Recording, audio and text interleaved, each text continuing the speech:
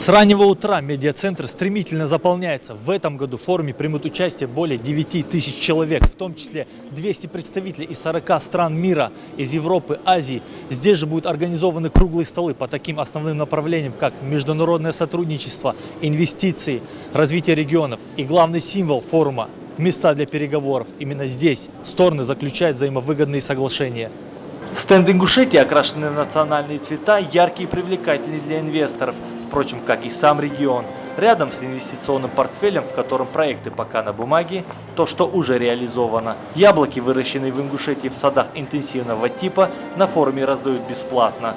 Своими вкусовыми качествами они удивили даже тех, кто знает толк в сельхозпродукции, гостей из Краснодарского края. Яблоко очень вкусное, очень сочное, сладкое, жесткое, все, что нужно. Классное яблоко. Мой любимый сорт. Golden Delicious.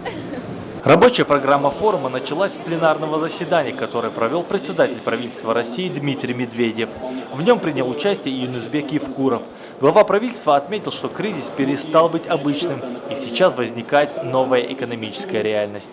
А в серьезных переменах кроются возможности страны. Потенциал регионального масштаба оценили все, кто посетил уголок республики, в том числе федеральные министры, главы регионов России.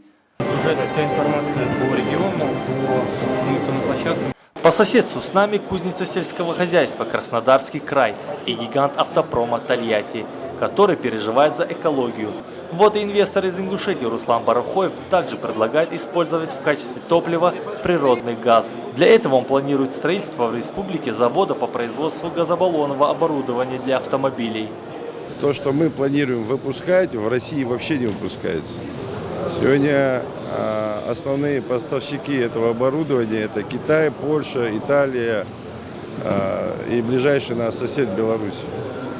Если мы удачно осуществим этот проект, то республика засветится тем, что у нас будет очень хорошая продукция. Уже после обеда на инвестиционном форуме в Сочи пришло время подписания взаимовыгодных контрактов. Так, руководством республики было подписано соглашение с генеральным директором акционерного общества «Черноморские магистральные нефтепроводы» Александром Зленко о финансировании строительства ФОКа на территории Ингушетии. Новый объект в скором времени может появиться в республике. В этом году регион планирует подписать порядка 20 соглашений. На форуме организовано около 50 круглых столов. Глава региона стал участником одной из дискуссионных площадок под названием «Новая ЖКХ. Успешный опыт государственно-частного партнерства», который провел заместитель председателя правительства России Дмитрий Козак. Здесь глава Ингушетии сделал ряд предложений для повышения сбора коммунальных платежей. Мы сейчас прорабатываем такой вопрос, продумаем вопрос создания единого расчетного окружного центра. И чтобы каждая копейка, каждый рубль от начала, как человек внес эти деньги, до конечного поступления, чтобы эти деньги были видны, чтобы они были ясны, чтобы они были понятны. Такой насыщенный был первый день форума, однако и второй обещает быть богатым на события. Хусен Гагиев, Юсуп Ханиев, Новости 24, Сочи.